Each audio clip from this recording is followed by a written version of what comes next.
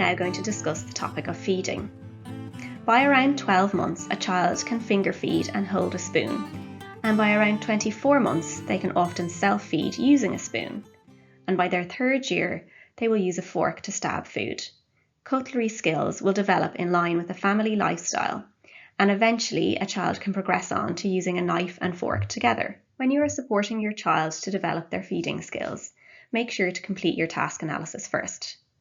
Firstly, consider your family lifestyle.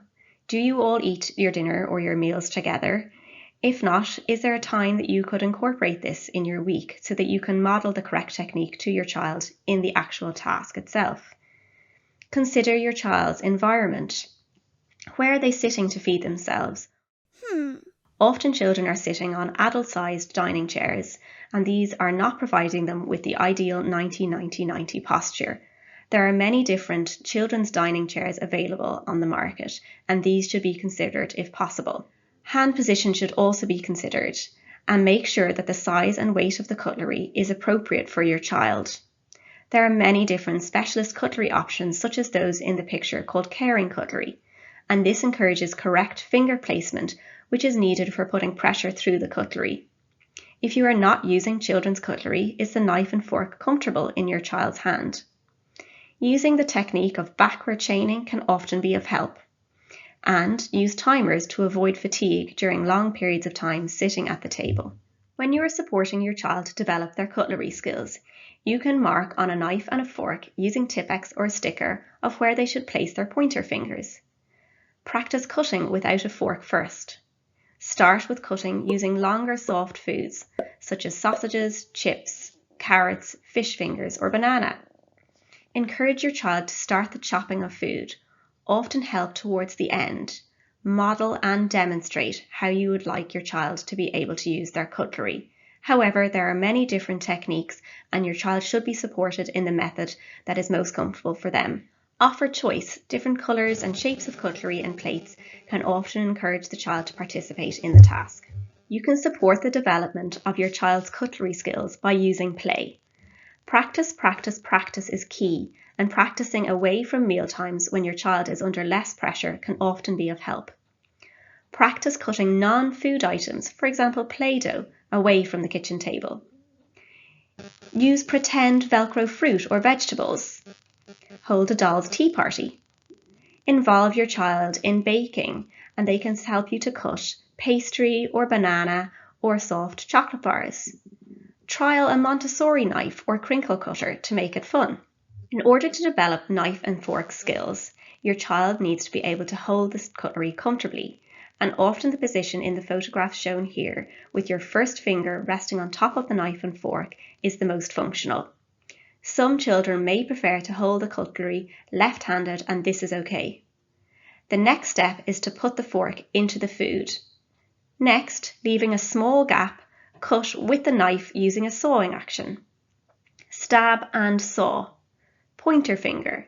Use clear verbal instructions to encourage your child's independence. If your child finds it difficult to isolate their finger to point, practice fine motor activities that will improve this skill. For example, poking their index finger into Play-Doh. If progress is not being made, review the visual supports that your child is using. Are they suitable? Are they too detailed? Are they the right format? What reinforcers or motivators are you using? Would a reward chart help? How much prompting are you using? Are you able to reduce the prompts, or do they need to be increased? Teaching strategies. Are you using the right teaching strategy for your child? Practice. How often have you been able to practice the activity each day or each week? Use your activity analysis and your task analysis to identify where is the task breaking down. You can note the progress of the goal and contact your OT or the OT on your CDNT to discuss and problem solve. Remember, skills develop gradually from full physical assistance to partial physical assistance to modelling and then gesture, then with direct verbal prompts to indirect verbal prompts, and then finally your child can be independent.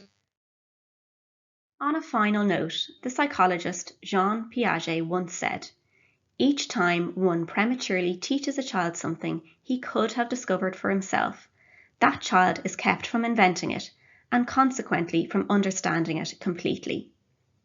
It's therefore important that we use guided discovery to support our children to achieve the skills themselves so that they can understand and then apply the new skills that they have learnt to new functional activities and move forward with independence in their self-care, productivity and leisure activities.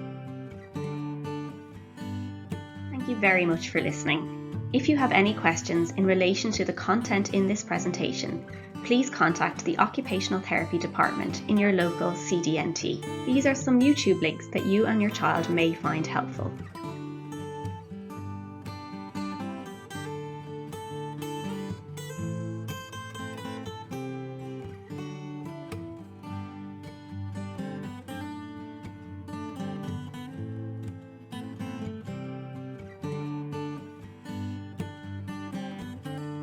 The following are some of the references that were used to inform the content of this presentation.